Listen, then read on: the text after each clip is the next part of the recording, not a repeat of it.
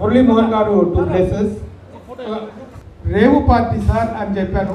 రేవు party అదేదో ఆయనే చెప్తారు.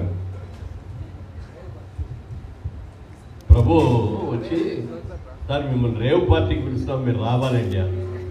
ఏంటంటే బాబు రాంగ్ నెంబర్కి వచ్చావు, నువ్వు రేవు పార్టీకి నేను రావడం ఏంటి, పైగా ఈ వయసులో అంటే ఆ రేవు కాదండి ఇది, రేవు అనే సినిమాకి మీరు రావాలి అంటే బాగున్నాయి బతికించావు అనుకున్నా. ఇవాళ ముఖ్యంగా నాకు చాలా ఆనందంగా ఉంది. ఏమిటంటే అన్నపూర్ణ స్టూడియోలో చాలా సినిమాలు చేశాం మేము.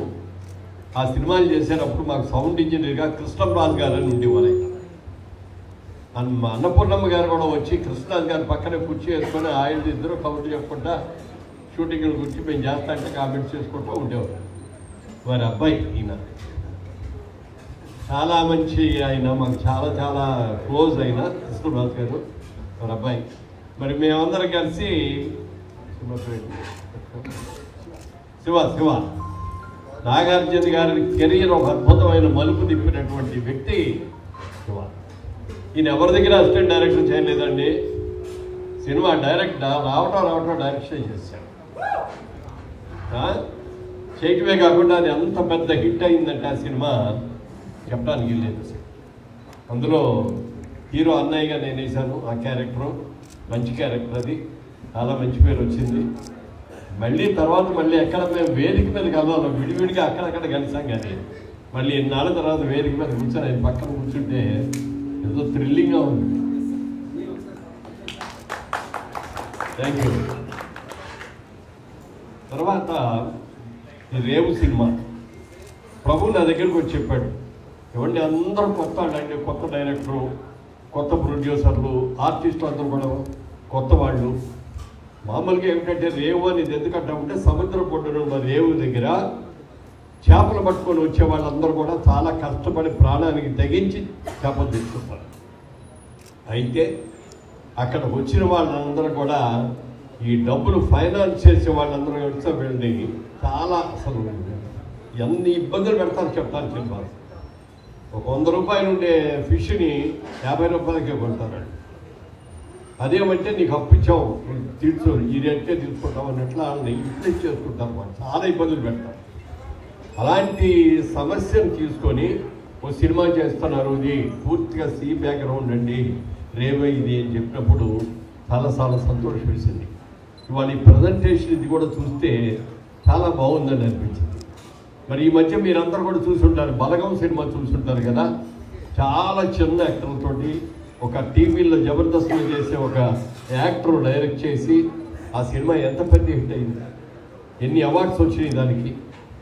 అలాగే ఈ సినిమా కూడా ఒక అద్భుతమైన విజయం చెందుతుంది.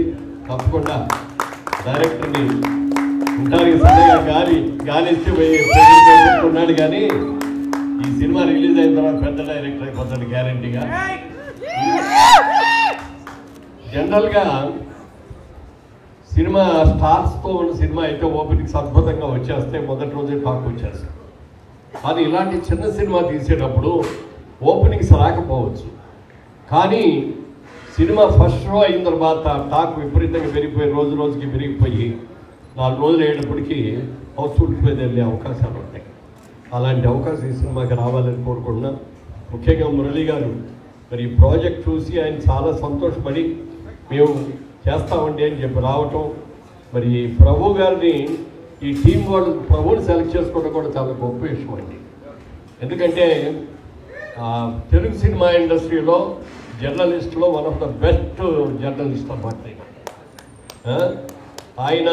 ఇంత చిన్న సినిమా, చిన్నవాళ్ళు తీసిన ఈ సినిమాని మార్కెట్ చేయాలి వాళ్ళకి అని చెప్పి ఒక మంచి అమెరికా నుంచి వచ్చిన ఒక మురళీ గారిని వాళ్ళని తీసుకొని ఒక చాలా మంచి ప్రాజెక్ట్ అండి మీరు చేస్తే చాలా బాగుంటుంది అని చెప్పి ఒప్పించడం. వాళ్ళు కూడా సినిమా చూసి చాలా బాగుందని చెప్పి వాళ్ళు కూడా నచ్చి, అలాగే రాంబాబు గారు కూడా ఇద్దరు కూడా మరి మంచి సినిమాతో స్టార్ట్ చేస్తున్నారు సార్.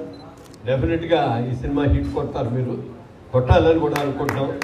ఎప్పుడైనా సరే పెద్ద స్టార్స్ ఉన్న సినిమాలు రిలీజ్ అయ్యి హిట్ అయ్యేదానికంటే కూడా చిన్న సినిమా తీసి సూపర్ హిట్ అయితే దానికి వచ్చే కిక్కే వేరు. అలాంటి కిక్కు ఈ సినిమాకి రావాలి మీకు. మరి రామ్ గోపాల్ వర్మ గారు చెప్తారు, ఆయన ఏమీ తెలియని చిన్న చిన్న ఆర్టిస్టులు తీసుకొని ఎంత పెద్ద హిట్స్ చేశారు ఆయన సినిమా వచ్చిందంటేనే ఏదో కాంట్రవర్సీ ముందు క్రియేట్ చేసేస్తారు. ఆ కాంట్రవర్సీ అయిన తర్వాత అది ఏంటో చూద్దామని ఒక ఇంట్రెస్ట్ క్రియేట్ చేస్తారు. అంటే ఆయనంత గొప్ప మార్కెటింగ్ ఆఫీసర్కి పోవడం, సినిమాని మార్కెట్ చేసేస్తాడు. ఆ 1 వీక్ వచ్చే కలెక్షన్ చాలా అయింది. అలాంటి జమ్ ఆఫ్ అన్నమాట. అలాగే వెంకటేష్ గారితో శ్రీదేవి గారితో చేసిన సినిమా పేరు ఏంటంటే క్షణక్షణం. క్షణక్షణం ఎంత సూపర్ డూపర్ హిట్ అయిందో మీకు అందరికీ తెలుసు.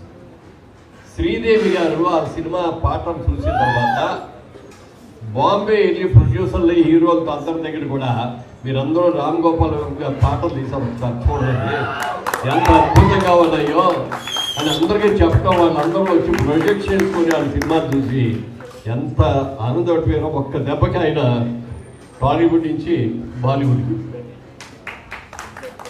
అలా చాలా ఒక అద్భుతమైన డైరెక్టర్. వారితో ఈరోజు నేను పక్కన కూర్చోవడం చాలా సంతోషంగా ఉంది. ఈ సినిమా చాలా విజయవంతం. ఒకసారి డెఫినెట్గా మళ్ళీ ఈ సినిమా మంచి ఫంక్షన్ సక్సెస్ మీట్లో మళ్ళీ కలుగుతాం. Thank you.